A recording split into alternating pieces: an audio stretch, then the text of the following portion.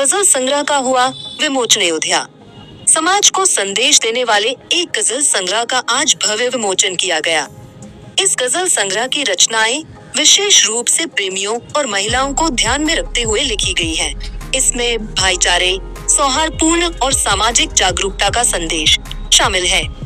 कार्यक्रम में कलाकार ने कहा कि इस संग्रह में गजलों की पंक्तियां हैं, समाज में एक सकारात्मक माहौल का काम किया गया है।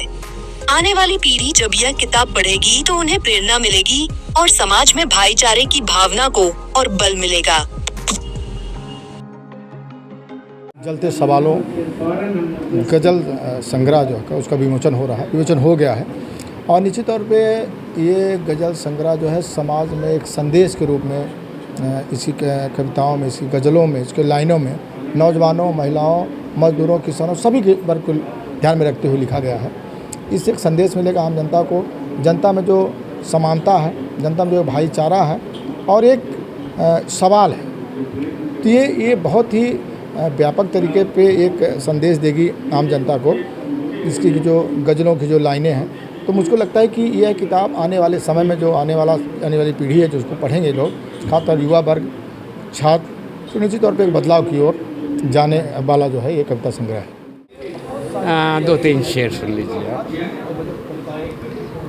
क्योंकि यह सवाल से लगा हुआ कि किसका नाम है। 2-3 शेर आप सुन लीजिए कि तुम्हें खुद अपनी मंजिल का पता मालूम है क्या? तुम्हें खुद अपनी मंजिल का पता मालूम है क्या? अभी तक का सफ़र कितना हुआ मालूम है क्या? और रहेगा बादमा के ही भरोसे ना खुदा कब तक?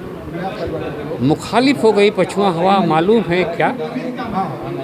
और शेर यूँ है कि कमाकर आस्था का पुण्य बरसों बाद लौटे हो, तुम्हारा खेत बंजर हो गया मालूम है क्या?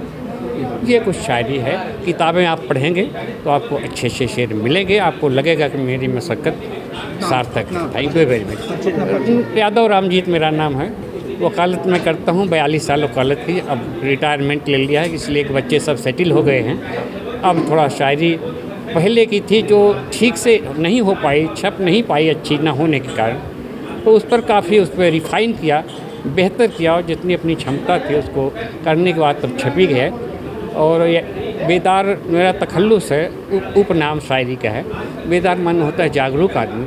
जैसे आप पत्रकारिता से जुड़े हैं, अन्य चीज़ों से हैं, हर जगह जागरूकता दिखाई पड़ती है, तो शायरी में भी जागरूकता की गुफ्तगू करने वाला उसका अर्थ होता है बेदार का, और कोई न कोई तखल्लुस हर शायर रखता है। Thank you very much. ये कार्यक्रम एक रिवायत है, जब भी किताबें छपती हैं तो शायर अगर अच्छी शायरी कर रहा है तो वो बहुत लालायित नहीं होता कि मेरी किताबों का विमोचन ये हो, लेकिन उनके पढ़ने वाले, उससे मोहब्बत करने वाले इस तरह के एक प्रोग्राम बनाते हैं। ये बहुत समय से चला आता रहा है, तो उसको जिससे सरकारी कामों का उद्घाटन होता है, इस तरह इसको विमोचन कहते हैं, रस्मी इजरा कहते हैं उसको।